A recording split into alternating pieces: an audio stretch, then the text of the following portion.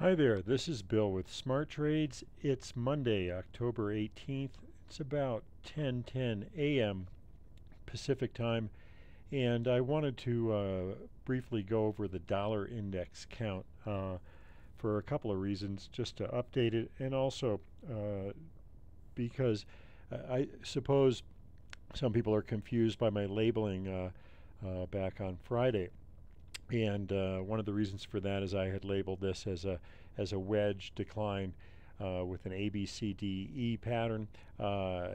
We could just as easily label it, and perhaps more properly label it, as a five-wave sequence in the wedge, if indeed it does ultimately make a new low and become a wedge. This is all just, to my way of thinking, conjecture at this point. We've got several steps to go before the dollar makes a new low. Again, if indeed it does. That said, here again is this. This is basically the same chart posted on Friday, again with the new labeling, and the possibility that we have just bottomed in a wave D of a triangle and of a wave 4, or D wave if you prefer, and that we're going to rally before dropping down to a possible new low.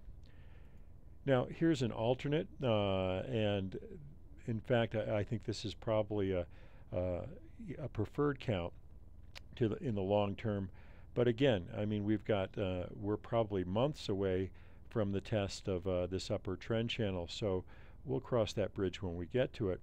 But the reason that this is preferable is that it would probably lead to a bounce up near the top of this upper channel that connects the top of the move and the top of wave 2. Now, at this point, let me read something from Robert Prechter's terrific book, The Elliott Wave Principle. And he never talked about currencies. I don't believe in that book. He did talk about commodities and individual stocks. And keep in mind that in the mid 70s to late 70s, when he was writing that book, currency trading was not nearly as big a deal as it is now. In fact, it had just started in the early to mid 70s. At any rate, talking about commodities, he says one difference between commodity charts and charts of the market averages is that in commodities, primary bull and bear markets at times can overlap each other, as they are not allowed to in the basic Elliott pattern. Moreover, a little later, and this is again in that section on commodities and individual stocks, therefore, while beautiful charts of supercycle degree waves do exist for a number of commodities, it seems that the peak observable degree in some cases is the primary or cycle degree. Beyond this degree, the principle gets bent here and there. Again, those are Prechter's words, not mine. And the point being that, and I think the currencies, this applies to the currencies, is that the stock market is more or less, a record of the, complete human progress, so to speak. The Dow is sort of a mirror or a track record of our economic progress on the planet. Whereas currencies and commodities and so on and so forth, I think they're gonna break down into the Elliott wave patterns, but they're not going to just go to infinity, so to speak, as the stock market, theoretically could.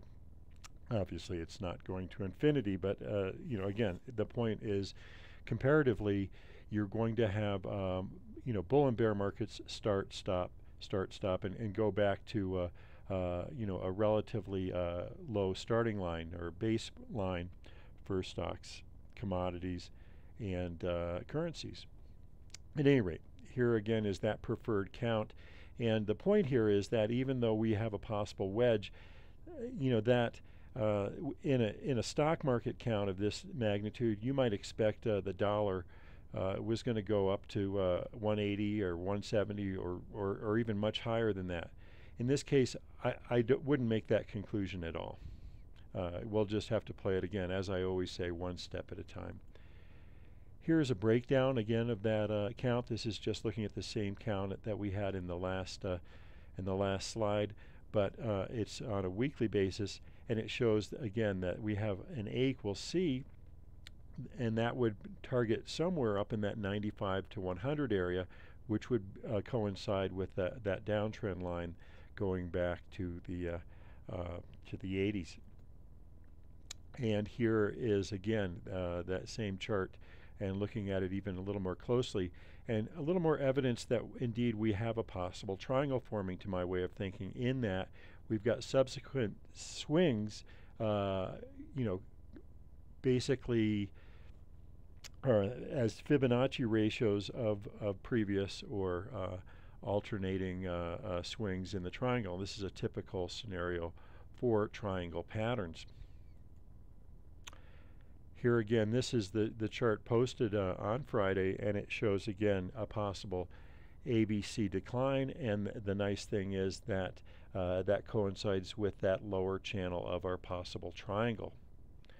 And here's the hourly chart of the dollar, and again a possible 5-wave sequence, a broken trend line, good volume on the bounce, so on and so forth.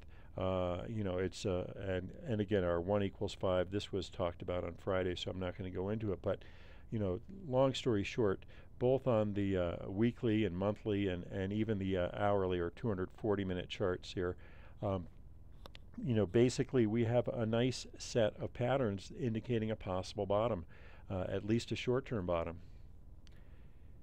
Now, this is actually the euro futures, euro currency, if you will, and a 10-minute chart. I actually did this on Friday just to show how I might trade this, and what I'm looking for is I'm looking for a confirmation decline, corrective rally. By definition, it doesn't make a new high, and then a breakdown, and I would play that breakdown and then move my stop to break even as quickly as possible.